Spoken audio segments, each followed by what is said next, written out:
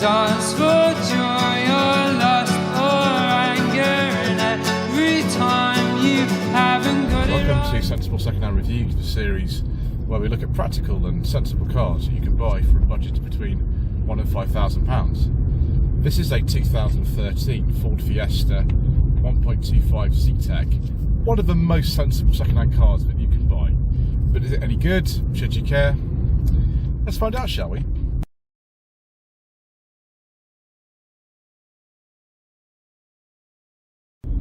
So the reason why I'm driving this car today, I have reviewed two of these on my channel before, these Mark VII Fiestas, but Ibby, who has supplied lots of cars for filming over the last sort of 4.5 years, he was going to drive his Fiat Punto, but that's got some problems, so he's also got this, which is good because this is probably a more sensible car than a Fiat Punto. The Mark VII Fiesta, it was launched in 2008, it ran until late 2017. This is probably one of the best engines for it, the 1.25 Zetec SE engine. You can get a less powerful version of this engine with 59 horsepower, which is something like the Studio or Star models, although I would not buy one of those. I would buy this 1.25 with 81 horsepower, or the 1.4 version which has 94 horsepower. I would also avoid a lot of the 1.3 3-cylinder Eco Boom engines or Eco Boost engines, depending on what your sense of humour is like. They range from, I think, 78 horsepower up to 138 horsepower, but they have very well documented problems with the wet timing belt. So I would instead, because these 1.25s were available right up until the end of production, which was 2017, go for one of these. 1.4s unfortunately were discontinued a little bit earlier than that, and I've driven one of those recently on my channel. It was pretty good. 0 to 60 in this is, I don't know, 12.5, 13 seconds. It's not that quick. For most people who want a car like this, it would be absolutely fine. You can also go for 1.6. The basic one was a automatic only option. I would probably avoid that because the power shift gearbox in Fords are not good.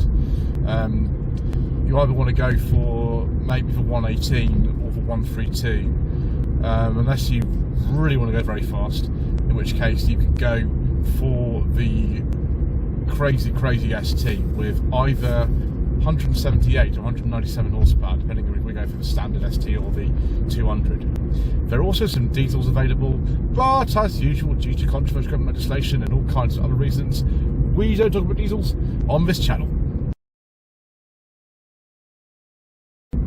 We do talk about is the sublime ride and handling balance in a Mark VII Fiesta.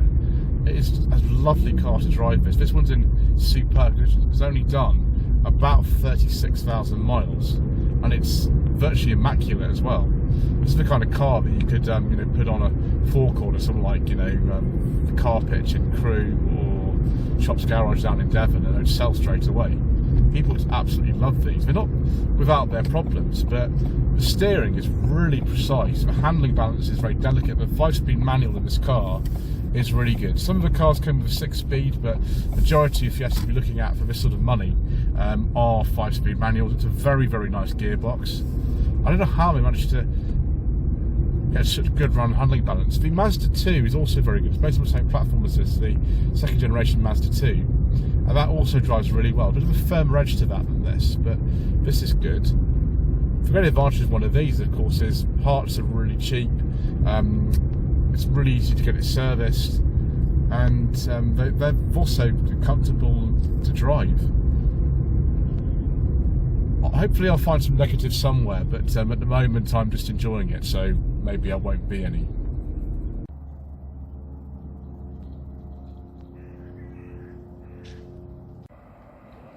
One thing I will say, compared with the last example I drove of this, which was awaiting preparation for sale, this particular car is in fabulous condition. Very low mileage. It just needs a bit of a clean, but yeah, I don't know what Ibby's planning on doing this. Maybe he's gonna sell it, but there's very few marks on this, and yeah, it still looks good. Silver's obviously a very popular colour. So open up the boot. I think it's about 280 litres in one of these. There we go. Again, you may sizable enough for most people. Obviously, if you can buy a Focus if you need a bit more space. Although the boot on that, it's not much bigger if you go for a Mark III. Spare wheel is in there, it's not really been used. I'd personally go for one of these with the optional parking sensors. You can get them on a Zetec. This one doesn't have them, it's just standard to me in terms of specification. Alloy wheels look good. The lesser models didn't have them. I think that's one of the reasons why a lot of people chose a Zetec, was because you've got the front fog lamps and the alloy wheels, so they look good. A little bit of chrome trim on the bottom of the windows as well. This being a facelifted car, I think it looks better than the pre-facelift ones as well. So not, you know, the most luxury. When you go for a titanium, I suppose you want a bit more, which is would be my choice, I think. But you know, this is just what you need and no more. No cruise control. Very simple heating and ventilation controls. And here is the heated front windscreen button as well, which is a Ford exclusive feature for many, many years. The screen on this is a bit better than the pre-facelift cars. It's still got this kind of old Nokia style kind of control panel here, which, to be honest, looks a lot less complicated than a lot of the modern touchscreens on cars these days, but was criticised at the time for being a little bit fiddly to use. I think in comparison then, yeah, but it's not really, but there we go. USB and aux inputs down there, some cup holders, normal handbrake. We don't get like a big centre console in here because this is only a Zetec, and so it's not got the armrest or anything, but maybe you don't need that. There are the steering wheel controls as well. Very, very simple instrument cluster. Put the key in. No automatic lights or wipers, but do you really need them? You do get a temperature gauge in this, but it's just up there. I think I criticised the pre-facelift for not having one. You do get one in here. It's there, so that's fine. Yeah, not much else to say. I don't think we can get the secret mission documents in there. I'm pretty sure we can't, so I will check in a second, but I don't think we can.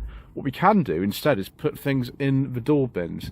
Door cards, actually, this card have worn really well.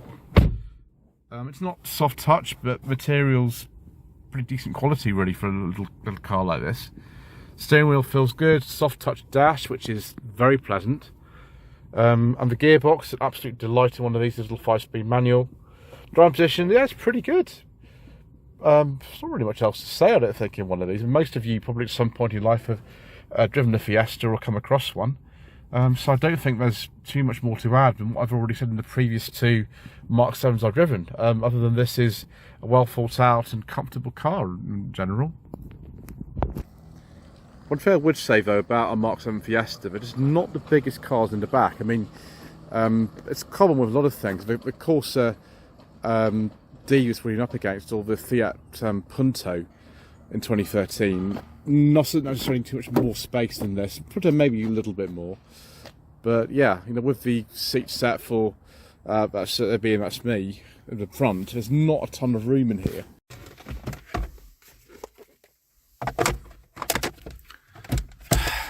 Not again, viewers. Let's try that again, viewers. I've actually knocked the camera off, so we'll just pick up where we left off. There's not a ton of room in the back of one of these. They're not the most spacious cars. They're not even the most platform. You could get the come on, autofocus. You could get the Car Plus as well from 2016 onwards until 2019, which is also based on this platform, but it has more rear legroom. So just bear that in mind when you're looking at one of these. I think the Car Pluses might be a little bit cheaper, but I can't remember. So, okay, here we go. This fabric's actually quite nice. Again, this car is in absolutely great condition. No rear armrest, but you don't maybe expect that. Windy windows in the back, we've only got the Zetec. And a rear courtesy light, which isn't guaranteed on a car like this, but that one is there and it works. Got matte pockets on both seats. It's not actually a guarantee. A lot of cars don't come with 2 matte pockets. This one does. And then yeah, there's that dash, which I think is it's actually aged quite well, really. Although you could tell it's something that's been designed in the mid-2000s. Yeah, you know, not the biggest back seats, but if you've got, you know, small children, I don't think it's going to be a big problem.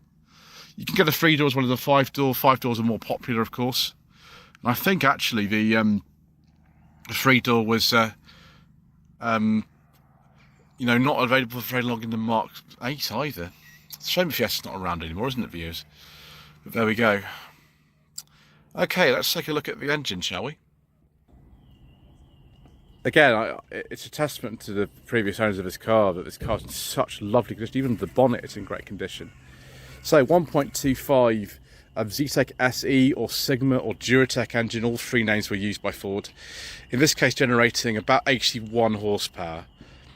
We can see at the top here, we've got the leads for spark plugs. One of the problems with this engine is that the core plugs in the cylinder head will sometimes rot out. That's generally because someone's not changed the coolant. The coolant becomes acidic and rots the core plugs out, and that will cause things like misfiring. It'll fill the spark plug tubes with water, and sometimes eventually the car will just not run at all, because of course you put water in spark plug tubes. That's not great.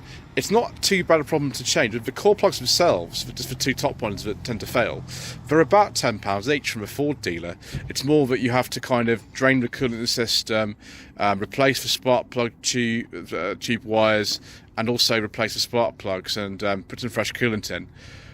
You also can have problems with the thermostat housing on these. That can go, and the cam belt, it does need changing periodically. It's not as bad as the wet belt engine on the EcoBoost engines, which we wouldn't recommend buying particularly. But yeah, apart from that, you just service these. They're very reliable engines. They date back to the mid-1990s in the Mark IV Fiesta, but were used for many, many years by Ford, and really they're pretty good. I like the characteristic of them. Prefer this sort of later car. The facelift occurred around the end of 2012, beginning of 2013. This is an early facelift car. And I think, yes, it still looks pretty stylish. It's telling that the Ford Ka Plus and the Mark VIII Fiesta both took their design inspiration from one of these. Anyway, I think we should go for another drive, viewers. Let's see if there's anything else we can find to say that's bad about this car. We might fail, though, because they're pretty good.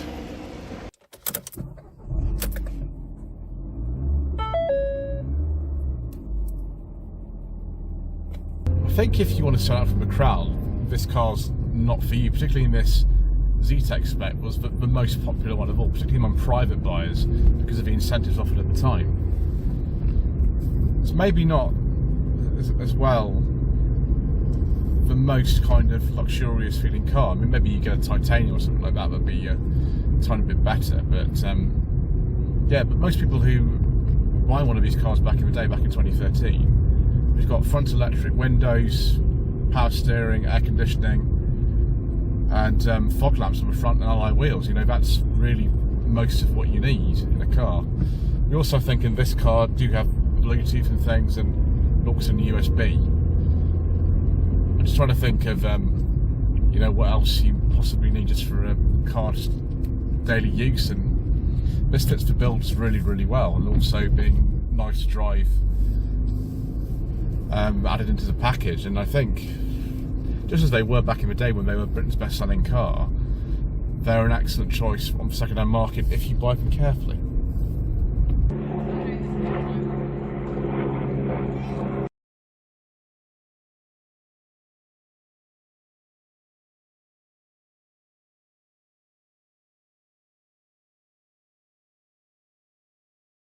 So viewers, let's have a look at some Ford Fiesta Mark VII trim levels. We could be here a while because there are over 20 of them. So we got the Centura, the Edge, the Metal, the S1600, the ST2, the ST200 with that 197 brake horsepower engine, the ST3, the ST Line, which doesn't have the more powerful engine. That would be kind of probably one of the sort of 1.6 or something like that. ST Line Black, ST Line Red, Studio, the Style Plus, the Titanium Individual, the Titanium X, probably my favourite, the Zetec Black, the Zetec Blue, the Zetec S, the Zetec S Black, the Zetec S Red, and the Zetec White. So viewers, should you consider a Mark VII Ford Fiesta for your hard-earned budget of between £1,000 and £5,000? Well, this car actually is worth a little bit more than that, this particular one, because it's done such low mileage and it's in such good condition. But generally, yeah, there's tons around for between £1,000 and £5,000. Some of the early ones, for like a 59 brake horsepower Studio from 2009, would be available for under £1,000 now. I wouldn't may recommend doing that though, because you're going to have some problems with an early car, principally things like rust and maybe the core plugs and things like that. It's not necessarily a big expensive job to do the core plugs. It's just something you maybe want to avoid. You can just buy another one, because there were so many of these made. I just buy the best one you can afford and just up your budget, maybe just £2,000 to £3,000. Or if you want an exceptional one like this, about £6,000. Anyway, thank you ever so much indeed once again for watching. Thank you to Ibby for letting me have a go in his car at quite short notice. Please don't forget to subscribe to my channel, like this video, comment below, and we shall see you again for some extremely sensible, reasonably priced motoring.